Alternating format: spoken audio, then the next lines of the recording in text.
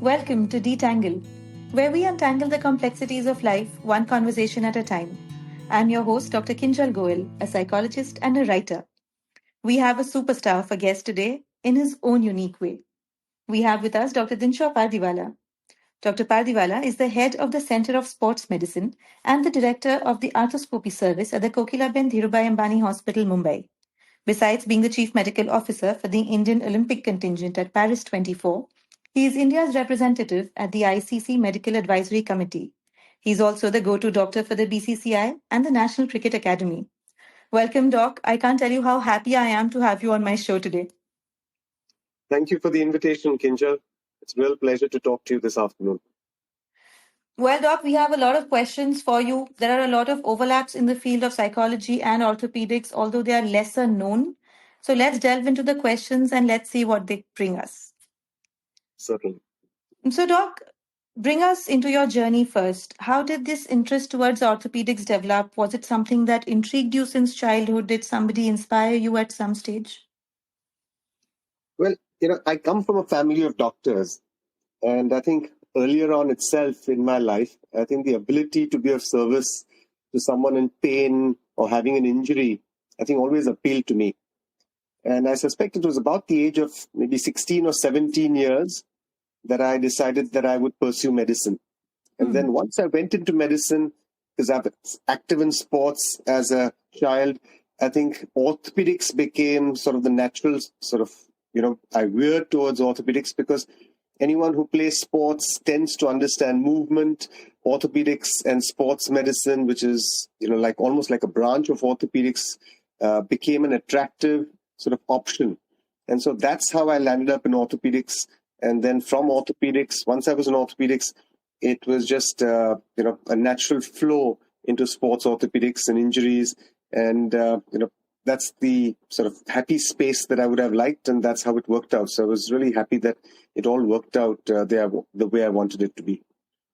How beautiful. So, this was actually my next question, the seamless integration of sports medicine and orthopedics. But do you play regularly even now?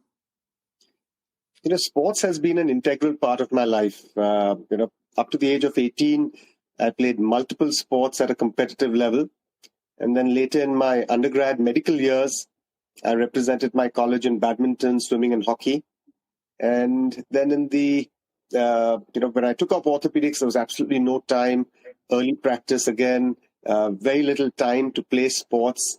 But in the last 10 years, I've started getting back into sports. And of course, it's all recreational, a little bit of competitive too. But I think sports is integral. It should be integral in everyone's life, and certainly has been one of the integral parts of my life. And I absolutely enjoy sports. How nice. Let's take this a little bit forward. On a more serious note, though, you've been in this field for so many years, you have accomplished so much. I'm sure there have been ups and downs. But if you were to talk about your greatest challenges getting here, could you line them up for me? I think the challenges have been primarily because, you try and manage many different aspects together. Time is a limitation. I think the challenge of doing your best for your patients, which takes a lot of time, and that time takes away from, time that you could spend for your hobbies and your sports. So I think that's the biggest sort of personal challenge that I face.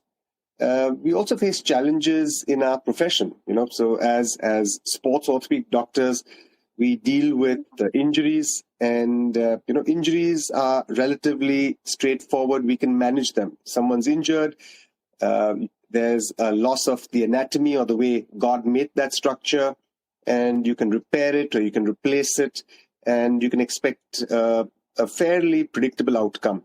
But the challenge that we sometimes face amongst our sportsmen who are slightly older or recreational athletes who are in their mid-years is basically degeneration of tissues or aging.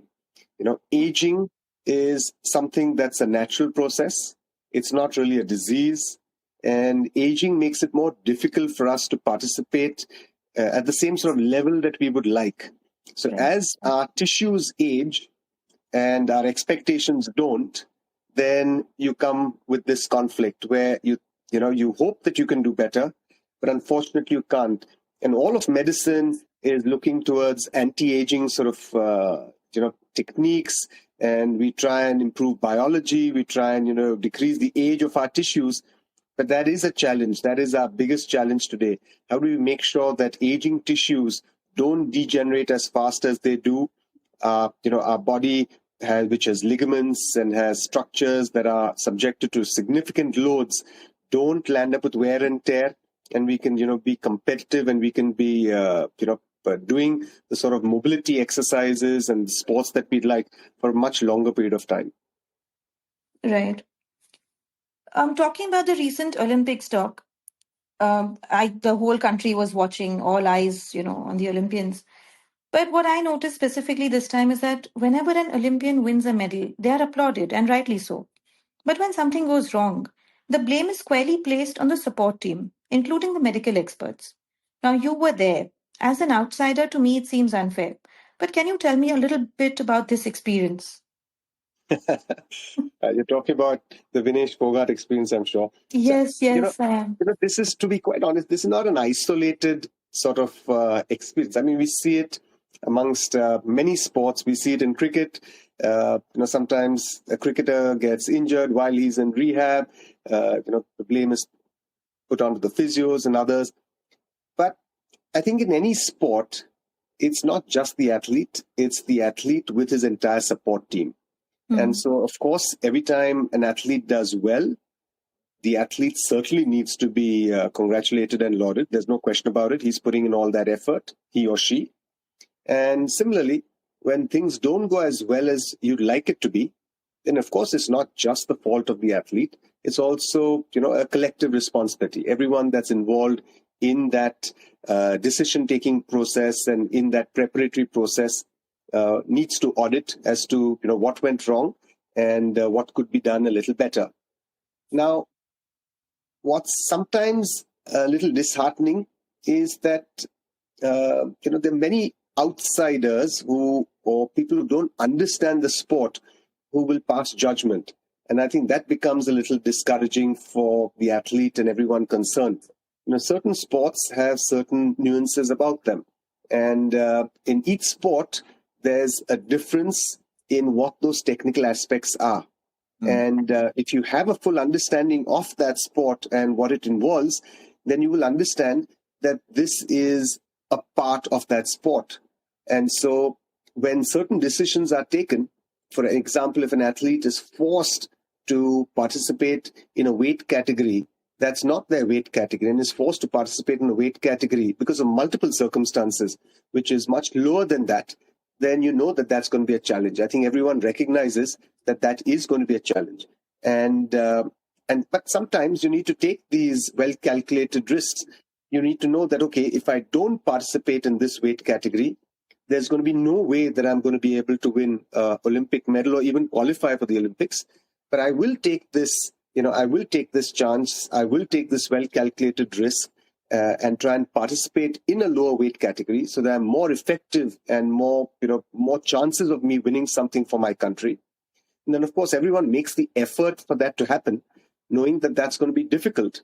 And if you've had enough time to practice that and simulate that, then great. But if you've not had that much time to practice that situation and simulate that situation where in competition you're going to lose a tremendous amount of weight, so that your next day's weigh-in is appropriate, I mean, that does bring in a lot of challenges, especially when things don't go as well as planned. Now, Vinesh was participating in a category that's 50 kilograms, which is new to her.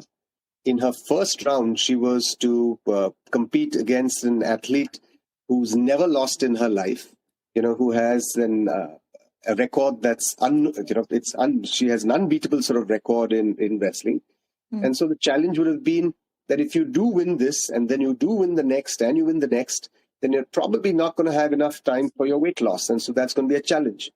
But if you do, lose the first one, then yes, you're going to have adequate time. And so sometimes you need to take those risks. But at the same time, in sports, I think what happens is you have to take each step at a time. And so when you're participating, you're not really looking at what's going to happen the next day. You're participating. I just need to make sure that I go through my next round. Each bout is important. that's the next step. That's the next challenge. We'll do it one step at a time. And, she came really, really close. And I think that's what really hurts is that with all those efforts, if we just had a little more time, we would have achieved our goals. But unfortunately, time was short and 100 grams was much too much. I think there's a whole algorithm that everybody misses. What we see is the end result. What we see is that floor, the match, the final match. The whole thing in the background, what is happening for days, weeks, months prior, all the risks, all the planning, everything. This algorithm is visible only to those who are in it. It's your matrix. So when it glitches, you know why it glitched, but we don't. That's so true. That's so true. It would be nice to try and always reveal certain aspects that have happened and which will happen in the background.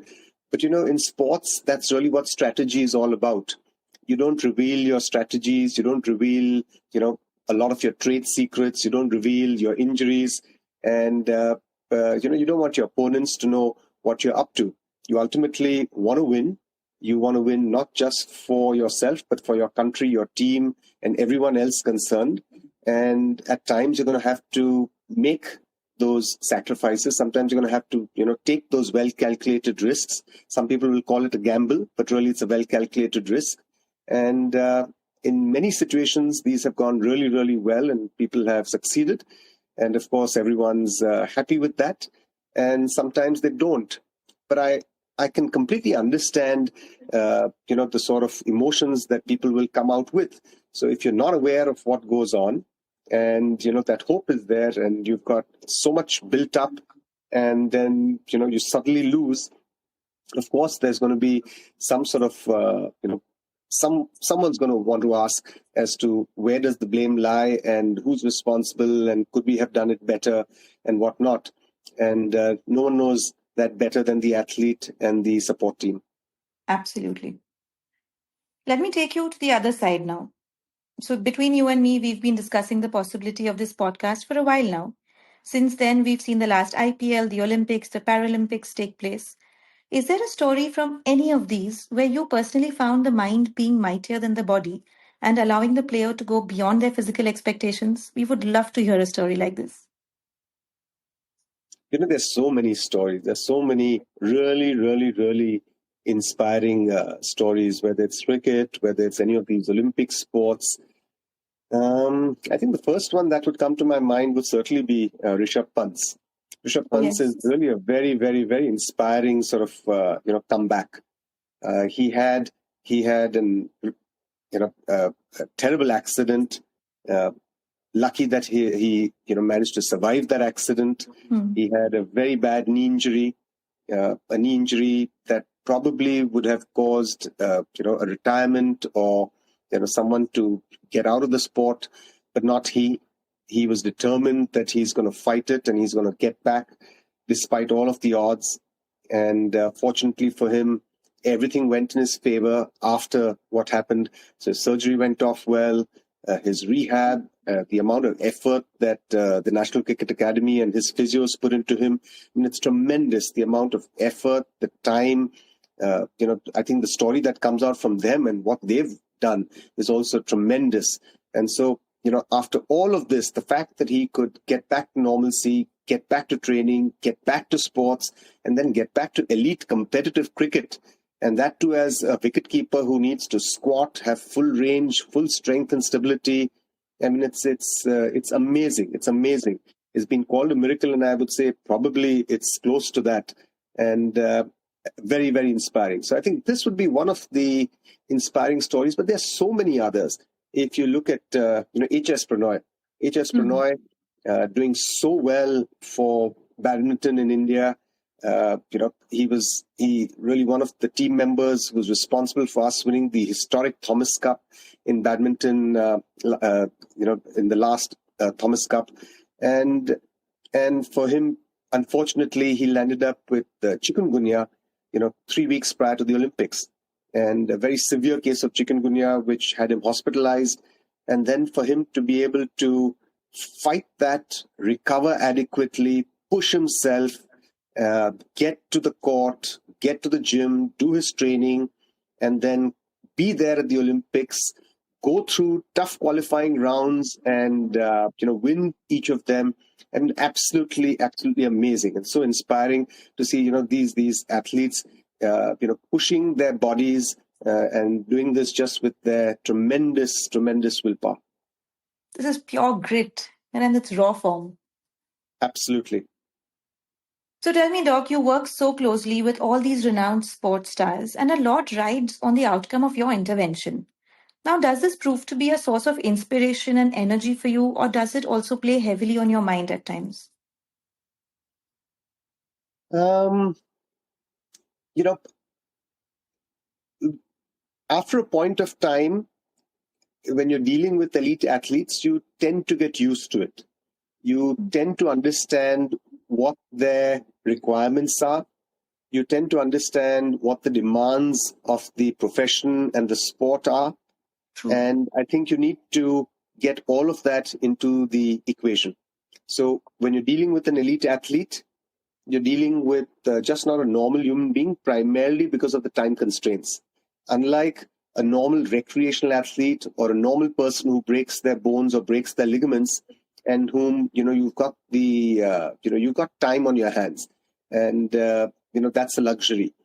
But in sports, time is short. Many of these athletes, especially if they're wrestlers, they've got a very short career in sports.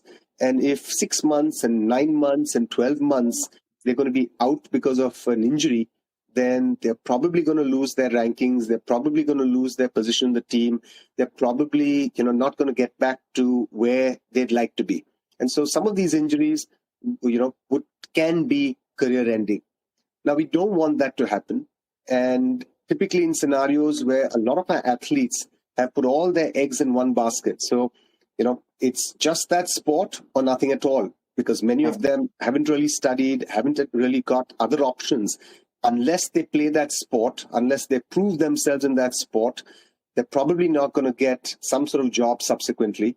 So everything relies on you taking care of that injury adequately and in an appropriate amount of optimal time, so that they can get back to sports, fulfill their ambitions, fulfill their dreams, and then, live their lives. And if one little thing goes, not as per expectations, you have one little problem there, things don't go off too well, or things don't go off as well as you'd like from time and recovery point of view, then everything's lost. So, there's a big sort of, demand on the surgeon and on the team. And sometimes dealing with this can be challenging. But I think over a point of time, you realize that this is part of it. And you certainly want to be as involved as possible. But you don't want to be too emotionally attached with these other aspects that are not within your control. And so the way I look at it is, for my mental well-being and for the mental well-being of my athletes, is just try and break it down into small steps. Trying to look at the big picture and what's going to happen is sometimes difficult. So let's take it, as I say, let's take it a step at a time. Let's take it one step at a time. You've got an injury. Let's accept the fact that without doing something for this injury, you're not going to be able to get back to your ultimate goal. So step number one is going to be either rehab or an injection or rest or sometimes surgery. So wait for that healing process to take place, with surgery or without surgery. And then once that's happened, you restored the anatomy, you restored the structure there, then let's get on to the function. So functioning of that structure, so get back the movement, get back the strength, get back the stability, get back the biomechanics, and that requires physiotherapy and rehab. Now, this is a slow, sometimes very frustrating sort of process, but it's necessary. You have to do it slowly so that it doesn't come in the way of what's healed, but at the same time, you want to do that as optimally, so that it's done quickly and you can get back. And then once that's happened, then look at training, sports performance, agility, and other aspects that are so critical for participation in sports. So if you break it up in small steps, each one participates proactively in each of these steps, then I think you can achieve your ultimate goal. And in the initial phases, it'll always look difficult and bleak. But as you start getting closer and closer to that light at the end of the tunnel, you'll find that many of these athletes feel, yeah, we are reaching there, and then they'll really, push themselves to the optimum. Correct. So it's one of those simple things which we just need to get. So moving on beyond the athlete's dog, our generation is so focused on movement, both physically and career growth. Everything needs to be fixed instantly. But do you think slowing down and resting is harder nowadays? Do some injuries just need time to heal, but are made so much worse by patients trying to do something about it and to heal themselves fast? Yeah, the human body is still the human body, Mm. and healing is a natural process, and that really hasn't changed. So over the years, we've advanced tremendously in our understanding of the human body. We've advanced tremendously in instrumentation, in robotics, in a lot of the stuff that helps surgeries take place. But what really hasn't changed and what is not going to change is the natural process of healing. You know, if let me say it this way, if a baby is conceived, you're going to have to wait for 9 months for that baby to come out. That's a natural process. It's going to take 9 months, and no matter what you do, you can't say, oh, I'm a working athlete and I need this baby out in 2 months so that I can get back to my sports or I can get back to my office. What's going to take 9 months is going to take 9 months. Similarly, if a wound has to heal or a bone has to heal, it's a natural process that's going to take its time. Now, of course, we've got some techniques by which we can maybe accelerate it a little bit, but not so much. And we need to recognize that that ultimately is the bottom line. Now, that applies to whether you're an elite athlete or whether you're a recreational athlete or you're a budding athlete or you're just a normal person. And we need to recognize that rest and allowing that time for healing is so critical. Now, I think that's something that in our fast-paced world today, we're not willing to accept. Everything's done much faster. We have technological means to do things much faster. But unfortunately, the human body is still the same human body, and it's going to take that time, and we need to recognize that. I agree. I also think, Doc, social media is bustling with information. It's bustling with more misinformation. And people of all ages, all around me, are trying very random tests of mobility, twisting and turning their joints, because these are challenges given by fitness influencers who have no qualifications. But have you personally seen any grievous injuries related to these? Fortunately, not grievous ones, but a lot of injuries that have put people down, which have unfortunately resulted in surgeries. So I think before anyone decides on doing anything as far as fitness is concerned, I think you need to take a step at a time. You need to first understand where are you in this whole spectrum. There'll be some people who are athletes, some people who have been athletes, some people who are relatively fit. You need to recognize where are you realistically, and then based on that, where can you be? It's you can't suddenly start doing things that a competitive athlete is going to be doing because you saw it on the internet. You saw Neeraj Chopra jump over some hurdles, and that looked like a great exercise to do. Let me try that. That would be a big mistake. So I think first you need to recognize where you are, accept that. And if you've got some fitness mantras, that's great. Anyone can improve on their fitness levels, but it may make sense for you to seek some professional advice. Get to a trainer, get to a physiotherapist, someone who understands movement, who understands biomechanics, someone who understands strength and conditioning, who understands your goals.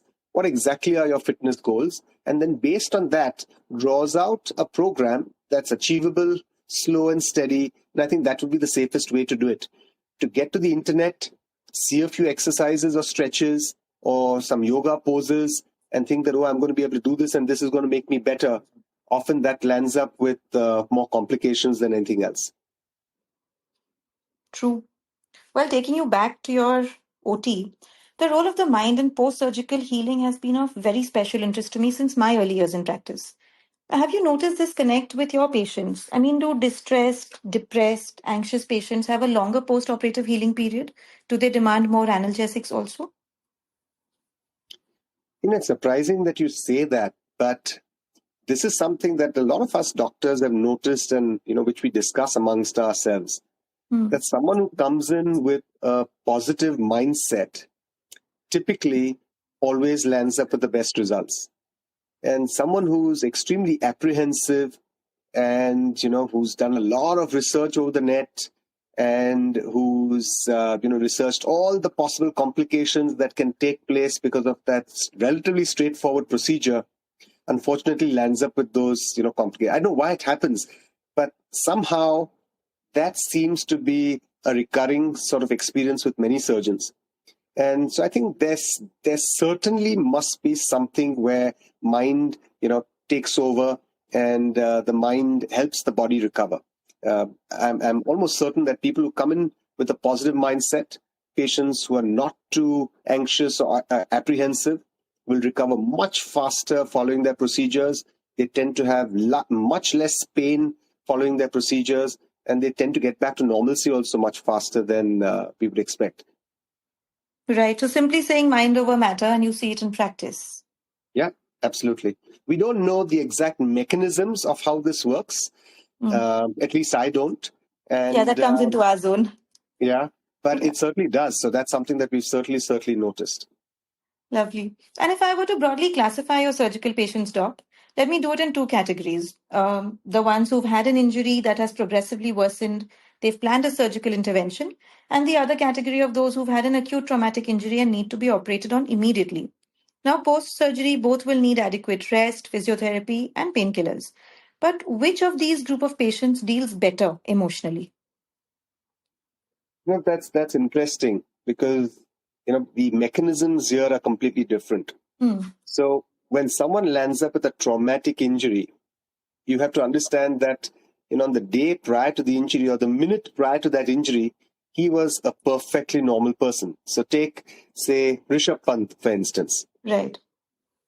The evening prior to his accident, he was a perfectly normal person, elite athlete who's at the top of his game, who's the best in the world, for that kind of sport.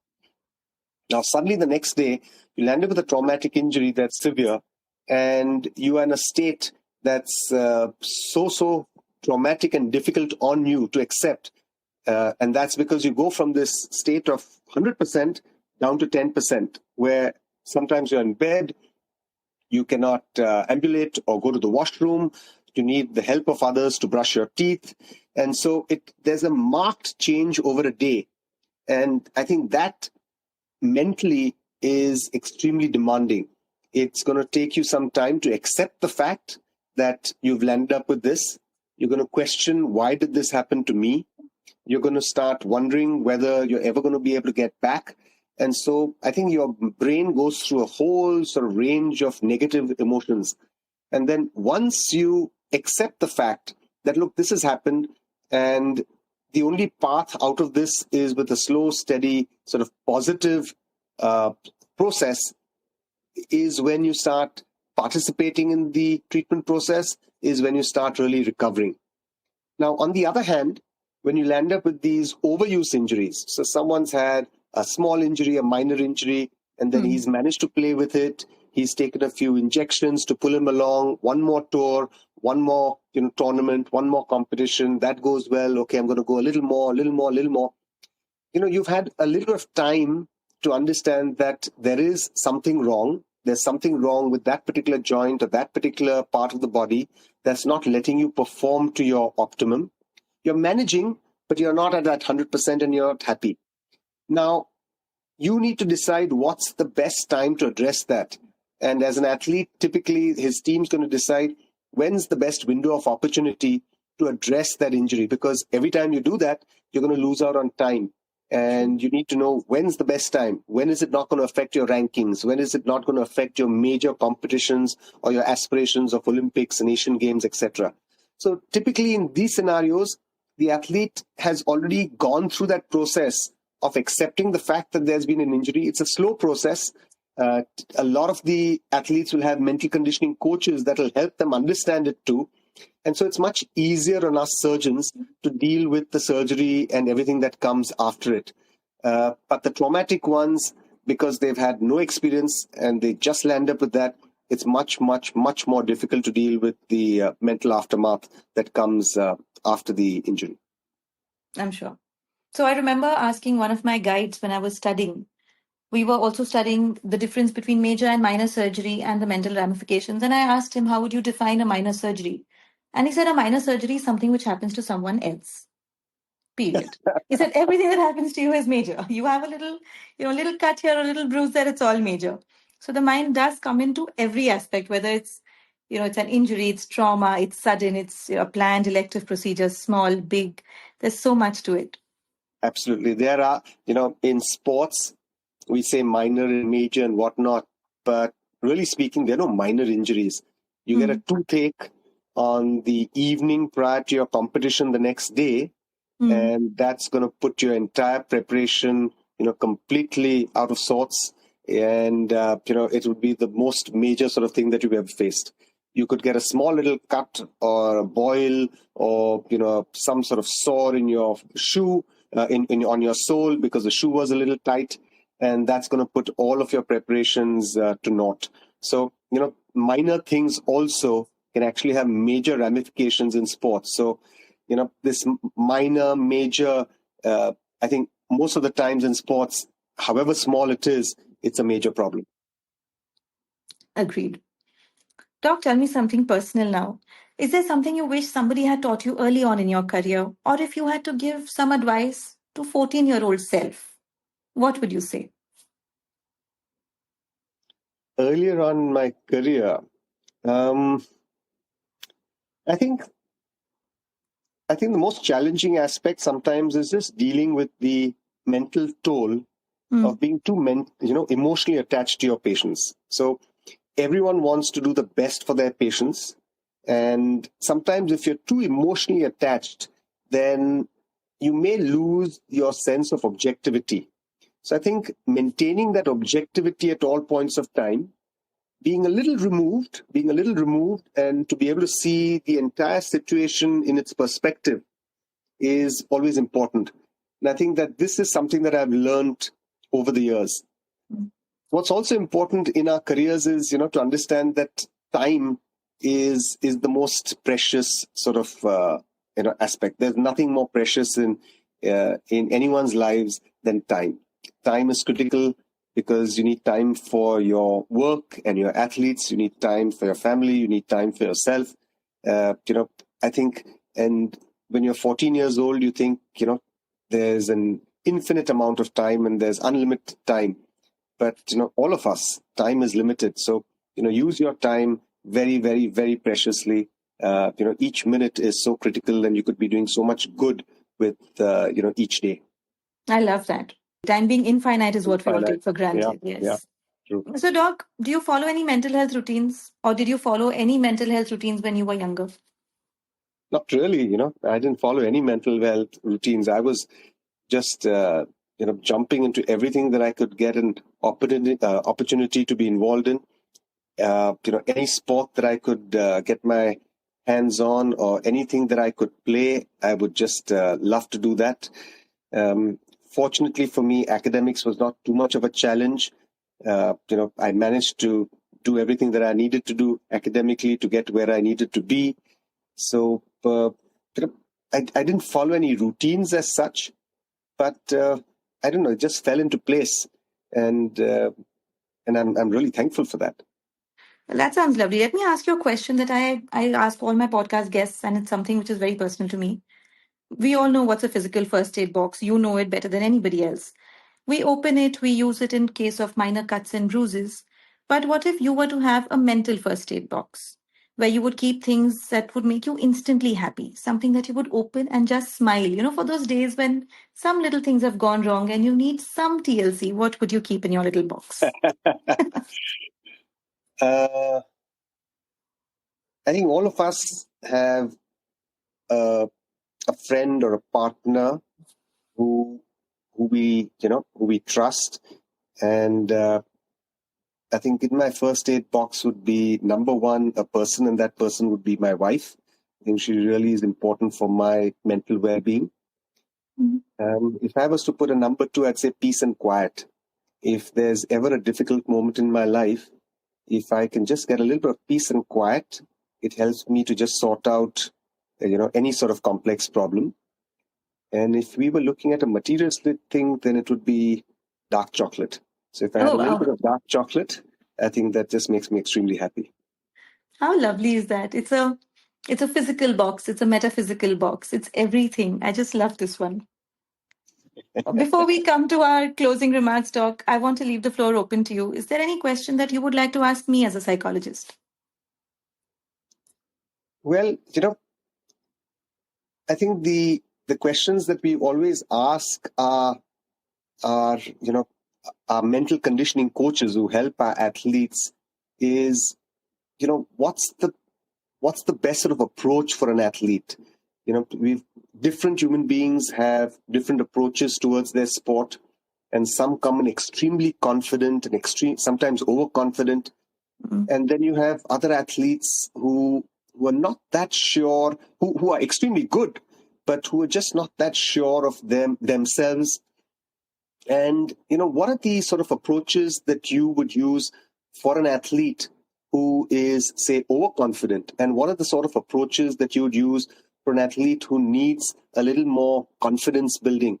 Are there different techniques? And can this be done with by a normal person or the family members? Because a lot of athletes are not too keen to go to mental conditioning coaches or psychologists, sports psychologists. Do you think it's feasible for family members and others who are untrained to perform these, or do you think it can only be done by a trained professional sports mental conditioning coach or psychologist? Wow. So let me break this down like you did into little steps. First answer lies in your question itself. It is not the same for everyone, and people come with very different personalities, like you said. So the first step is always to recognize the core personality of the athlete in question. If you're aware of MBTI, it's a very beautiful type indicator where we understand a person's personality type in depth. So if a person is an extroverted thinker, he'll be able to process quickly, talk quickly, express quickly, understand what is going wrong, correct it quickly with somebody else present. These are the confident or maybe the overconfident ones. Here you need to understand that the coach also has to match the personality. You cannot put them up with an introverted coach or somebody who is happier thinking quietly and being in his own space. The similar thing happens when somebody is introverted, low on confidence. It could be an upbringing, could be a personality trait. Now, we can't go back to their childhood. We don't have that kind of time. So, you would have to pair them up with a coach, not just a mental health coach, even their physical coaches. They would have to be made aware of the personality so that they can build on what is already there. Instead of trying to reconstruct with Lego pieces which are not present, they have to build with what they have, with whatever core personality strengths that athlete carries. Now, to the second part of your question, can and should family members be involved in this process? To a point, yes. A lot of family members do come to psychologists and they seek help in how to deal with a person at home who needs help. So, definitely, they should go to a mental health coach, not on their own, but definitely with somebody. Then maybe they can incorporate those changes within their family, within their conversations. Best thing always is to have a trained specialist on board, especially with elite athletes, because they can afford it and because there are few in number. If you ask me this for the general population, I would say we don't have as many psychologists as we want to have. But when it comes to this elite group of people, they should definitely use all the resources that they can have and place equal importance on a mental health coach as a physical health coach. Like they wouldn't say, I'm not going to the gym or not getting a personal trainer in my gym, right? Because they know it's important. So it's the same thing. This is like a mental gym, absolutely necessary. Fabulous. Thanks so much, Kinjal. That's so helpful.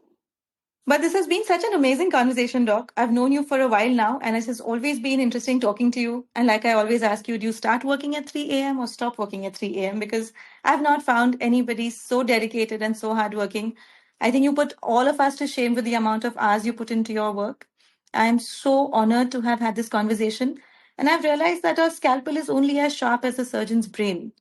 And here I see that it's all of it coming together. You're working behind the scenes, on the scenes, in traumatic situations, in planned situations, just so that the country as a whole has a set of athletes who are fitter, finer, and more able to bring us all the accolades that we all stand up and clap for. So, this is a big thank you from all of us, from all my listeners. Thank you for all the work that you do. Thank you for all the efforts that you put in. It has been tremendous talking to you. Thank you, Kinjal. It's been tremendous talking to you too. And I'm sure we'll do this again someday. Thank you. Oh, looking forward to that.